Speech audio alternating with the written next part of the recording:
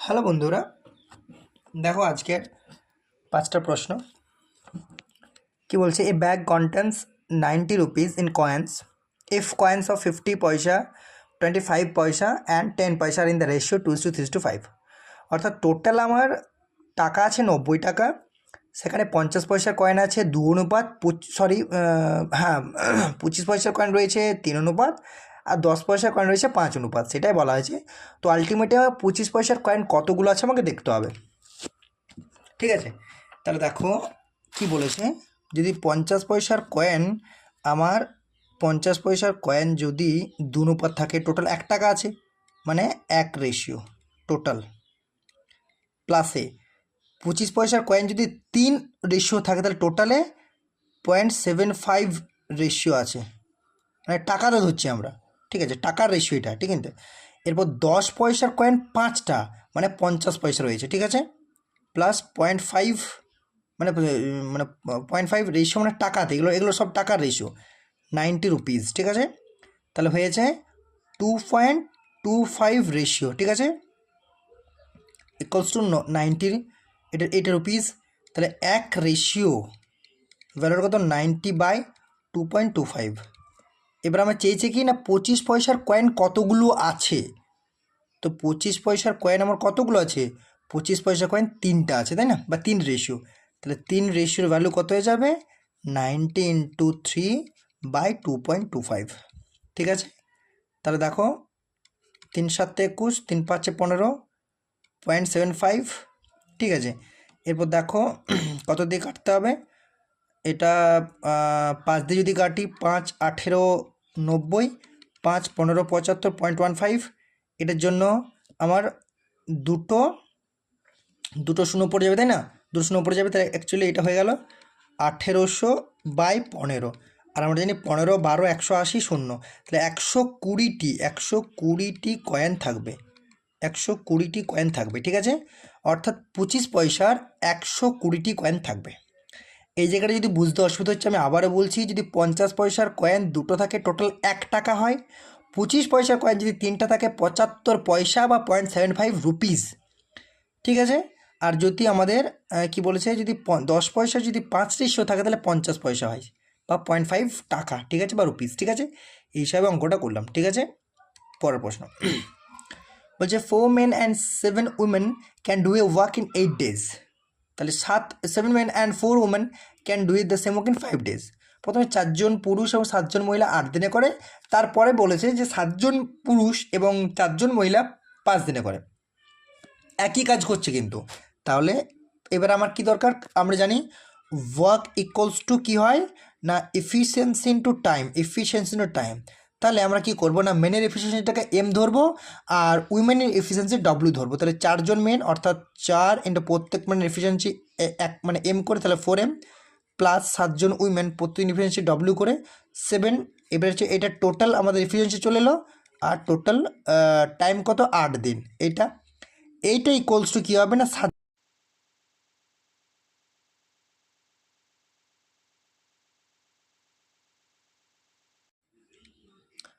Plus 7জন main plus 4জন women, ঠিক আছে। এটা কদিনে করছে, এটা করছে 5 দিনে, ঠিক আছে। তো এরপর ক্যালকুলেশন করি, ঠিক আছে। টোটাল ওয়ার্ক এটা শোনা এটা হয়ে যাবে, তাহলে এটা হয়ে যাবে 32 men plus 56 women equals to 35 men plus 20 women, ঠিক আছে। এবার কি বলছে, 32 মেন আর 35 মেন, মাইনাসে 3 মেন ইকুয়ালস টু, এটা হয়ে যাবে মাইনাসে 36 উইমেন, ঠিক আছে। তাহলে মাইনাস মাইনাস ক্যান্সেল আউট হয়ে গেল, এটা কী হয়ে যাবে, তাহলে মেন আর উইমেনের রেশিওটা কী হয়ে যাবে, 36/3, বা মেন আর উইমেনের রেশিওটা হয়ে যাবে 12/1, বা অ্যাকচুয়ালি এটা হয়েছে, ঠিক আছে, এটা হয়ে গেল। তাহলে মেন আর উইমেনের রেশিও পেয়ে গেছি আমরা, টোটাল ওয়ার্ক পেয়ে যাবো যে কোনো একটা। এই যে এইটা ইকুয়ালস টু টোটাল ওয়ার্ক, এটাও টোটাল ওয়ার্ক আর এটাও টোটাল ওয়ার্ক সেম। তা যদি আমরা ভ্যালুটা পুট করে দিই, তাহলে আমরা টোটাল ওয়ার্ক পেয়ে যাব। তারপর কি বলেছে দেখি, ঠিক আছে। তাহলে যদি আমরা এটা পুট করি, দেখো, ঠিক আছে, যদি এটা পুট করি আমরা, কি বলেছে অ্যাকচুয়ালি 4 ইন্টু প্রতিটা মেনের এফিসিয়েন্সি কত, 12, প্লাস 7 প্রতিটা ওভেন এফিসিয়েন্সি 1 আর টাইম ছিল কত 8, এটাতে বসালেও পাবো আর এটাতে বসালেও পেয়ে যাবো। ঠিক আছে, এরপর অ্যান্সার কী চেয়েছে আমরা এটা ক্যালকুলেশন এখন করছি না, কী চেয়েছে বলছে, তারপর বলেছে number of days in which 8 women can finish the work. তাহলে 8জন মহিলা কতদিনে কাজটা করতে, তো টোটাল কাজ পেয়ে গেছি আমরা। এবারে 8জন মহিলা কতদিনে করতে পারে মানে আমাকে, তাহলে যদি 8জন মহিলা, তাহলে 8জন মহিলা বলতে এবারে টোটাল ওয়ার্ক এটা 8জন মহিলা, প্রতি মহিলার এফিসিয়েন্সি 1, তাহলে 8 8 তাহলে 8 8 ক্যান্সেল আউট হয়ে যাবে। এবার আমার টোটাল অ্যান্সার এটা হচ্ছে 48 প্লাস 7 55, ঠিক আছে 55 ডেজ। ঠিক আছে, তাহলে টোটাল কদিনে করতে পারবে 55 ডেজ, 55 দিন সময় লাগবে 8জন মহিলার ওই কাজটা করতে। ঠিক আছে, if an article is sold at 9/10 of its usual selling price, আমি কি বলছি, কোনো ফ্র্যাকশনের যেটা নিচে দেওয়া থাকে বা আমাদের ডিনোমিনেটর হয় সেটা অ্যাকচুয়ালি আমাদের অরিজিনাল। ঠিক আছে, আর উপরটা কী হয় এক্সিস্টিং, ওইটার মধ্যে কতটা বলছে কি বলছে সেটা এক্সিস্টিং। তাহলে অরিজিনাল বলেছে 10 আর এক্সিস্টিং 9, তাহলে অ্যাকচুয়ালি অরিজিনাল স্পিড কিন্তু কি, ঠিক আছে, বা ইউজুয়াল স্পিড যাই বলো না কেন, বা সরি স্পিড বললে তো সেলিং প্রাইস বলেছে, তো 20% প্রফিটে বিক্রি করে। তাহলে এখন কি বলেছে আমাকে দেখো, কি বলেছে না অফিস সেলিং প্রাইস 20% প্রফিট হয়। ঠিক আছে, তার মানে অ্যাকচুয়ালি এই যে 9 রেশিওটার ভ্যালুই কিন্তু বলা হয়েছে 120, একের ভ্যালু বলা হয়েছে 120/9, তাহলে এখান থেকে আমি বের করবো 10, কারণ অ্যাকচুয়ালি কার ভ্যালু বলেছে it's on selling price, usual selling price 9/10 of its usual selling price, তাহলে এটা অরিজিনাল মানে ইউজুয়াল, এটা ইউজুয়াল সেলিং প্রাইস, আর উপরটা এক্সিস্টিং তার মধ্যে 9, তাহলে অ্যাকচুয়ালি 9-এর ভ্যালু 120, 20% প্রফিট হয়েছে, সেই 9-এর ভ্যালু 120, 1-এর ভ্যালু 120/9, আর 10-এর ভ্যালু কত না 120 × 10/9। ঠিক আছে, তাহলে এটা পেয়ে গেলাম, এটা আমাদের ইউজুয়াল সেলিং প্রাইস পেয়ে যাবো। ঠিক আছে, তাহলে অ্যাকচুয়ালি 1200/9। ঠিক আছে, ঠিক আছে, প্রফিট পার্সেন্টেজ বলেছে তাই না, তাহলে কত হয়ে যাবে 9 13 117 হয়ে যাবে, 3 থাকে 300, 9 3 27, আবার 3 থাকে 9 3 27 মানে 133.33%। ঠিক আছে, তার মানে অ্যাকচুয়ালি আমার কতটা প্রফিট হলো, এটা হচ্ছে বিক্রয় মূল্য 133.33% বিক্রয় মূল্যটা, তাহলে প্রফিট কত না 100% আমরা জানি সেলিং প্রাইসটা সরি আমাদের কস্ট প্রাইসটা বেস হয়, তাহলে অ্যাকচুয়ালি 33।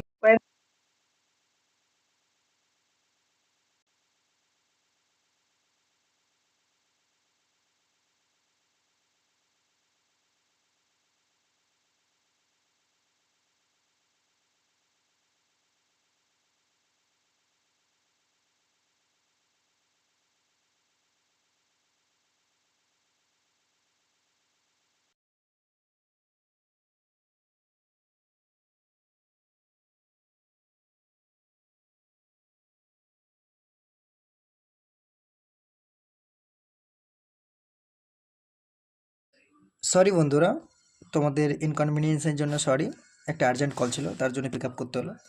তো যেটা বলছিলাম যে 33.33% এই যে প্রফিট পার্সেন্ট। ঠিক আছে, তো ঠিক আছে, কারণ 133.33 এটা কী হলো, এটা আমাদের সেলিং প্রাইস হয়ে গেল, তাহলে তার মানে 100টা আমাদের রুট কস্ট প্রাইস, তাহলে অ্যাকচুয়ালি 33.33% সেলিং প্রাইস মানে সরি প্রফিট পার্সেন্টেজ। ঠিক আছে, next question, the monthly incomes of Rabi and Siv are in the ratio 1:2 and their monthly expenditures are in the ratio 1:3.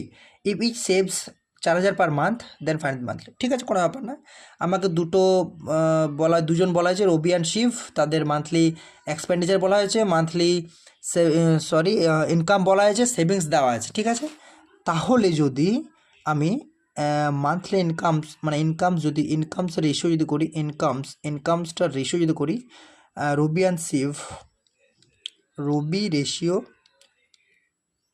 Shiva 1:2। ঠিক আছে, আর আমাদের এটা ইনকামস রেশিও, আর আমাদের কি বলেছে এটা বলেছে মনে হয় এক্সপেন্ডিচার রেশিও, তাহলে এক্সপেন্ডিচারের রেশিও যদি করি, এক্সপেন্ডিচার্সের রেশিও কি বলেছে, এক্সপেন্ডিচার এক্সপেন্ডিচার রেশিও কী বলেছে, রবি রেশিও শিব, ঠিক আছে, এটা বলেছে 1:3, ঠিক আছে। আর সেভিংস বলে দিয়েছে 4,000 টাকা পার মান্থ। তাহলে দেখো, তার মানে ইকুয়াল সেভিংস হয় ইফ ইট সেভস 4,000 টাকা পার মান্থ, প্রত্যেকজনই 4,000 টাকা করে প্রতি মাসে সেভ করে, তাহলে ইকুয়াল সেভিংস হচ্ছে। তার মানে যদি আমি ইনকাম থেকে এক্সপেন্ডিচারটা মাইনাস করে তাহলে সেভিংস পাবো। তাহলে যদি এই 1 আর 2 রেশিওটাকে এক্স মানে একটাকে মানে এক্স দ্বারা ডিনোট করি, ঠিক আছে, তাহলে এটা x2x, এটা হচ্ছে যদি ওয়াই দ্বারা ডিনোট করি এক্সপেন্ডিচারটাকে, তাহলে y3y, তাহলে অ্যাকচুয়ালি রবির ইনকামস এক্স, রবির এক্সপেন্ডিচার y ইকুয়ালস টু শিবের ইনকামস 2x, শিবের এক্সপেন্ডিচার 3y, এই দুটো সমান, তাহলে x minus 2x minus x equals to minus 2y, ঠিক আছে, তাহলে minus minus cancel out, x আর ওয়াই রেশিও হয়ে গেল 2:1, ঠিক আছে, পেলাম এক্স আর ওয়াই রেশিও 2:1 হয়ে গেল। এরপর দেখো, এরপর যেহেতু আমাদের ইনকামস আর এক্সপেন্ডিচার রেশিও পেয়ে গেছি আমরা অলরেডি, আর এখন আমরা সেই এক্স আর ওয়াইয়ের ভ্যালুটাও পেয়ে গেছি, তাহলে ইনকামটা কত হয়ে যাবে না, ইনকাম যদি বলি, ইনকাম, এটা ইনকামের কলাম আর এটা এক্সপেন্ডিচারের কলাম, এটা R for Rabi S for Shiv, ঠিক আছে, R for Rabi S for Shiv, ঠিক আছে, এটা কী হয়ে যাবে না, এক্সের ভ্যালুটা কত ছিল 2, তাহলে আমাদের ইনকামে এক্স ডিনোট করেছিলাম, এখানে এক্স ডিনোট করেছিলাম অ্যাকচুয়ালি, আর এটা ওয়াই ডিনোট করেছিলাম, ঠিক আছে, তাহলে অ্যাকচুয়ালি কী হয়ে যাবে, এটা 2:4, আর এটা ওয়াই যদি হয় 1:3, মানে যদি রবির ইনকাম 2 হয় আর ওর যদি এক্সপেন্ডিচার 1 হয়, তাহলে সেভিংস 1 ইউনিট আসছে। তেমনই শিবের ইনকাম 4, শিবের এক্সপেন্ডিচার 3, তাহলে এটা 1 ইউনিট আসছে, মানে অ্যাকচুয়ালি ইকুয়াল এসছে সেভিংটা। তো সেই এই 1 ইউনিটের ভ্যালুটাই না 4,000, আমাকে সেটাই তো বলা হয়েছে যে দুজনে কিন্তু ইকুয়াল সেভস করে, ঠিক আছে, কি বলেছে, ইট সেভস 4,000 পার মান্থ, বলেছে না যে দুজনেই কিন্তু 4,000 টাকা প্রতি মাসে সেভ করে, প্রতি মাসে যদি 4,000 টাকা সেভ করে, তো সেটাই তো হচ্ছে, তাহলে এই যে এক রেশিওর ভ্যালু না 4,000, ঠিক আছে, আলটিমেট অ্যান্সার কী যাচ্ছে একবার দেখিনি না, বলেছে ইনকাম অফ শিব, তাই না, ইনকাম অফ শিব, এই যে দেখো ইনকাম অফ শিব, শিবের ইনকামটা কত, তাহলে শিবের ইনকামটা কত না, শিবের ইনকামটা এখান থেকে পাবো আমরা, এই যে শিবের ইনকাম 4 রেশিও, ঠিক আছে, তাহলে এক রেশিওর ভ্যালু যদি এক রেশিওর ভ্যালু যদি 4,000 হয়, তাহলে যে শিবের ইনকাম 4 রেশিও, মানে 4 রেশিওর ভ্যালু কত হয়ে যাবে, মানে এটা যদি এটা ইকুয়ালস টু দিই, তাহলে 4 × 4,000 সমান 16,000, 16,000 টাকা, ঠিক আছে, তাহলে ওর ইনকাম 16,000 টাকা, ঠিক আছে। নেক্সট কোয়েশ্চেন কী বলেছে, a batsman scores 91 runs in his 19th innings, due to this his average increase by 4 runs, ঠিক আছে, তাহলে যদি অ্যাকচুয়ালি 19 নম্বর ইনিংস যদি গড়ে 4 রান করে, মানে টোটালে কত বাড়বে, যদি এভারেজে 4 রান ইনক্রিজ হয়, তাহলে অ্যাকচুয়ালি টোটাল কতটা বেড়েছে, টোটাল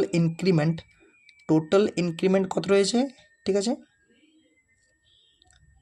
টোটাল ইনক্রিমেন্ট কত হয়েছে, টোটাল ইনক্রিমেন্ট কত হয়েছে, 19 × 4 = 76 রানস, এটা টোটাল ইনক্রিমেন্ট হয়েছে। তাহলে 91 রানে যদি 76 রান ইনক্রিমেন্ট হয়, ও করেছিল কত 19 নম্বর ইনিংসে, তার মানে 91 - 76 = 15, এত রানস অ্যাকচুয়ালি এত রানস ও কত নম্বর ইনিংসে করেছিল, 19 নম্বর ইনিংসে করেছিল, 15 রানস 19 নম্বর ইনিংসে করেছিল। এরপর বলেছে ওর কিন্তু 4 করে এমনিতেই বেড়েছে এভারেজ, তাহলে তার কারেন্ট অ্যাভারেজ কত, ঠিক আছে, তো দেখো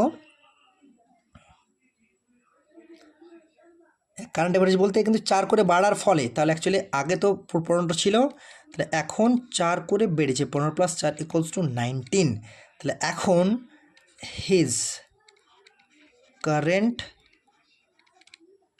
average will be 19 runs per innings, ঠিক আছে,